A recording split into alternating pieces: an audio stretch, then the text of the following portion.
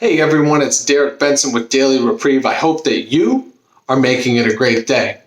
Today I'm going to discuss one of the greatest challenges that I have experienced in life, and particularly in sobriety thus far.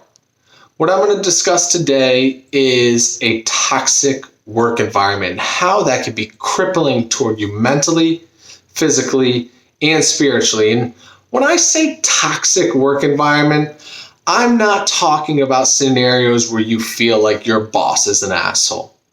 He might be an asshole, you might be an asshole. What I'm talking about are scenarios where you are truly affected mentally, physically, and spiritually. Scenarios where people verbally abuse you, people are actively involved in alcoholism or drug addiction, things like that. So anyway, to get to my point, you spend 33% of your day at work. To think that that 33% of toxicity doesn't affect the other 66% is just foolish in my mind, but I'm not here to debate that. What I am here to discuss is my scenario, or the scenario I was in, how I navigated the scenario, and how ultimately I ejected myself from the scenario. So I worked for two gentlemen. One was financially irresponsible. The other was financially irresponsible and an active drug addict and alcoholic. And so going through this scenario, there was a lot of turmoil between the partners. All right. They ended up splitting.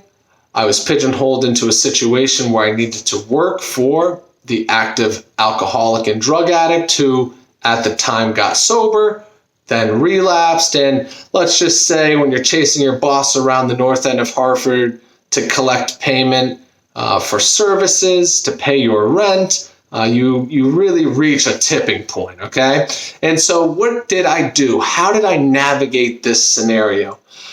I used the same skills that I used to get sober. And so what did I do?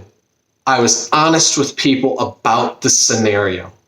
I asked for help, and I didn't ask for handouts, but I asked my girlfriend, hey, this is the scenario. I'm going to be 2 weeks late on rent. I was honest about the scenario. I wasn't ashamed of it.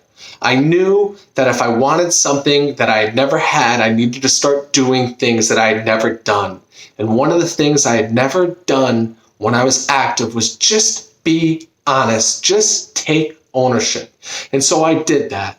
And as I navigated this situation, I spoke with a therapist. I spoke with friends, and I didn't burden them with gossip, but I needed to springboard ideas off people, and really get feedback. And at the end of the day, when the timing was right, I had the opportunity to fully eject myself from the situation and never look back. So for a toxic work environment, be honest, be accountable, and be ready to leave when you have the opportunity.